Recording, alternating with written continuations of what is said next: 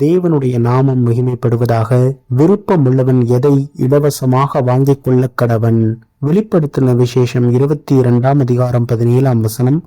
ஆவியும் மனவாட்டியும் வா என்கிறார்கள், கேட்கிறவனும் வா என்பானாக.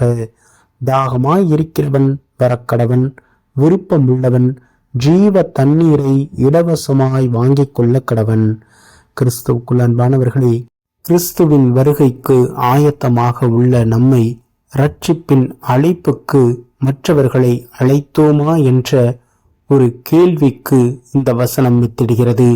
நம்முடைய வாழ்வில் நாம் இயேசு கிறிஸ்துவை அறியாத, தம்மை படைத்தவரை அறியாத மக்களை, அந்த ஆத்துமாக்களை நாம் அறுவடை செய்யும் பிள்ளைகளாக காணப்படுகிறோமா?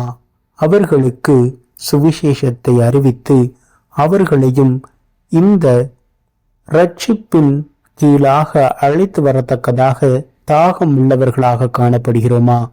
வசனம் சொல்கிறது, ஆவியும் மனவாட்டியும் வா என்கிறார்கள் என்று.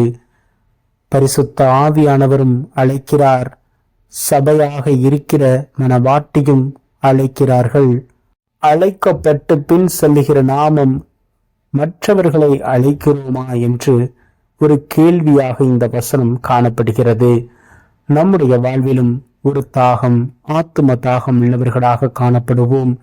தாகம் உள்ளவன் மேல் ஜீவ தண்ணீரை ஊற்றுகிற தேவன் அவர்.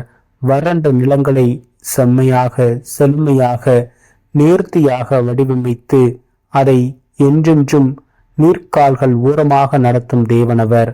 நாம் நம்மை தாழ்த்தி அவருடைய கரங்களில் ஒப்பு கொடுப்போம். ஆத்தும அறுவடை காணும் பிள்ளைகளாக ஆத்தும ஆதாயம் செய்து தேவ ராஜ்யத்திற்கு அவர்களை அழைத்து செல்வோம். பரிசுத்தமாகவும் தாழ்மையோடும் நித்திய ஜீவனுக்கு சுதந்திரவாளிகளாக நாம் காணப்படுவோம். ஆமீன்.